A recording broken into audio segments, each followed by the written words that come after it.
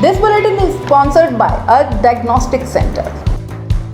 दोस्तों, मैं हूं अख्तर खान और आपका उदयपुर संभाग बुलेटिन में स्वागत है। बात करते हैं बांसवाड़ा से। बांसवाड़ा में लाखों का सोना देखकर दोस्त की नीयत खराब हो गई।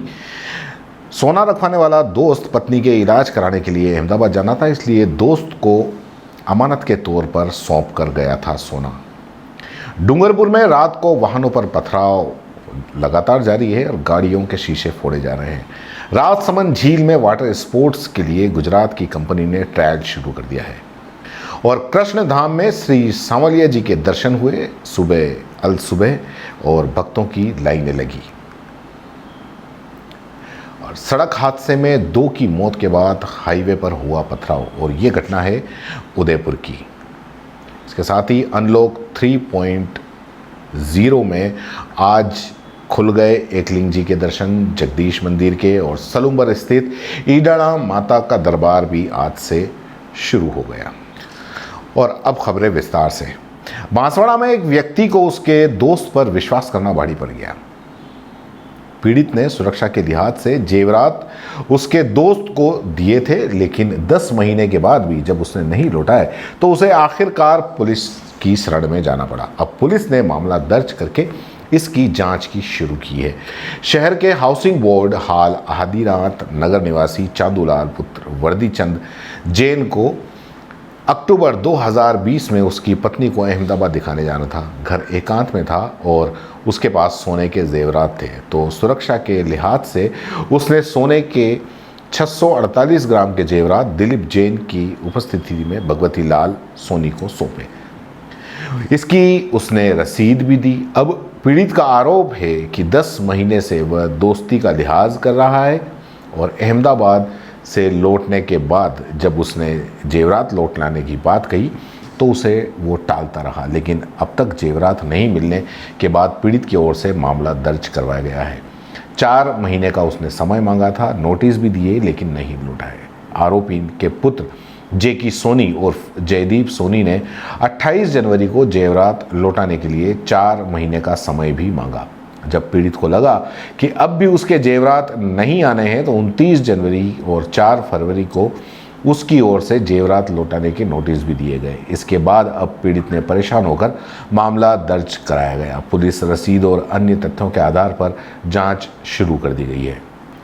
डूंगरपुर कोतवाली थाना क्षेत्र में गेंजी मार्ग पर शनिवार रात को अज्ञात बदमाशों ने 3 से 4 वाहनों पर पथराव कर गाड़ियों के शीशे फोड़ दिए।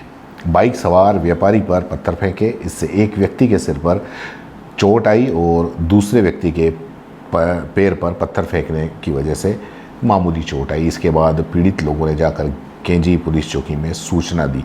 पुलिस मौके पर पहुंची और बदमाश अंधेरे का फायदा उठाकर घटनास्थल से भाग गए। यह घटना शनिवार रात 10 से 11 बजे के बीच की बताई जा रही है।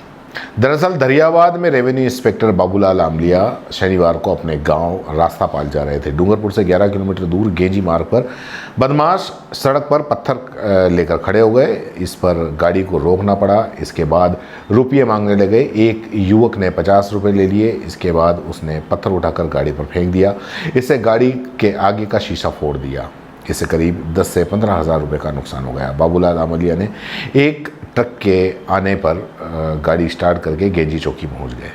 राजसमंद झील में पर्यटकों के लिए जल्द वाटर स्पोर्ट्स का रोमांच शुरू होने वाला है। इसके लिए झील में ट्रायल शुरू हो चुका है। झील में स्पीड बोट, माउंट आबू की तर्ज पर पेडल बोट, साइकिल बोट को उतारकर झील में पानी की गहराई आदि स्थिति और बोट से कितना रनअप लेना है, यह सब परखा जा रहा है। झील में हर साल लाखों की संख्या में पर्यटक आते हैं। हल्दीघाटी, कोंबलगढ़ आदि जगहों पर ये पर्यटक घूमकर चले जाते हैं, लेकिन अब राजसमंद झील में बोटिंग शुरू होने से यहाँ भी पर्यटक रुकेंगे। वाटर स्पोर्ट्स का संचालन करने के लिए अहमदाबाद की कंपनी ECHT ने ट्रायल शुरू किया है। लगभग 2.5 महीने के बाद जिले के चित्तौड़ जिले के मंडफिया स्थित प्रख्यात कृष्णधाम श्री सांवलिया जी सहित सभी मंदिरों के कपाट खुलने के साथ श्रद्धालुओं का आना जाना शुरू हो गया है। आज अल सुबह से ही मंदिर के बाहर लाइन लग चुकी थी। कपाट खुलते ही भक्तजनों की भीड़ उमड़ पड़ी। कोरोना की दूसरी लहर को देखते हुए राज्य सरकार ने अप्रैल महीने में सभी मंदिर के श्रद्धालुओं का आना जाना बंद कर दिया था। लॉकडाउन खुलते ही एक बार फिर से सोमवार को श्रद्धालुओं का श्रद्धापूर्वक मंदिर में आकर दर्शन करना शुरू हो गया। श्री श्यामलीजा के मंदिर में मंडल अध्यक्ष कन्हैया दास वैष्णव ने बताया कि राज्य सरकार की स्वीकृति के बाद सोमवार सुबह से भगवान के दर्शन आरंभ किए गए, जिसमें सुबह मंगला आरती से शाम 4 बजे तक दर्शन होंगे। श्रद्धालुओं को मंदिर में प्रवेश करने से पहले सबके वैक्सीन का प्रमाण पत्र चेक किए जा रहे हैं। इसके साथ ही कोरोना गाइडलाइन के मास्क, सोशल डिस्टेंसिंग, सैनिटाइजेशन आदि सभी की पूरी तरीके से नियमों का पालन किया जा रहा है। इधर दर्शन व्यवस्था की तैयारियों को लेकर रविवार शाम को मंदिर के गोकुल विश्रांति गृह में मंदिर पदाधिकारियों की बैठक संपन्न हुई। उदयपुर के समीना थाना क्षेत्र में धूल की पार्टी के नजदीक सर्विस लेन पर सोमवार सुबह तेज रफ्तार डंपर ने 2 युवकों को कुचल दिया।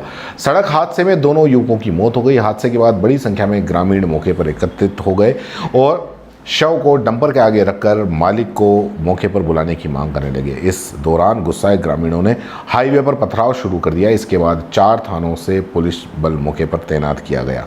प्रशासन ने कोरोना की दूसरी लहर थमते ही अनलॉक की गई गाइडलाइन जारी कर दी है। इसके तहत एकलिंगजीनाथ, उदयपुर के एकलिंगजीनाथ, जगदीश मंदिर, बोहरा गणेश जी सहित अन्य मंदिरों में सोमवार से रोज सुबह 5 से शाम को 4 बजे तक श्रद्धालुओं के लिए खुलेंगे। गुरुद्वारों में भी फिर शबद कीर्तन होंगे। पलटन सहित सभी मस्जिद में भी और गिरजाघरों में भी कोविड नियमों के साथ ये खोल दिए गए हैं। एक बार में 20 से 30 लोगों को ही प्रवेश दिया जाएगा, मंदिर हो, मस्जिद हो या गिरजाघर हो।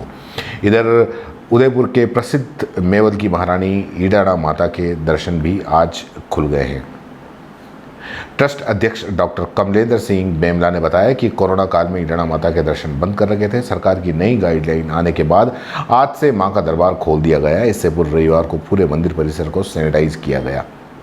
सोमवार को दर्शन को आने वाले भक्तों के साथ सोशल डिस्टेंसिंग की पालना करते हुए माता के दर्शन करवाए गए। बिना मास्क मंदिर में प्रवेश नहीं दिया गया। सीबीसी न्यूज राजस्थान की यह खबर आपको कैसी लगी, नीचे कमेंट करके जरूर बताएं।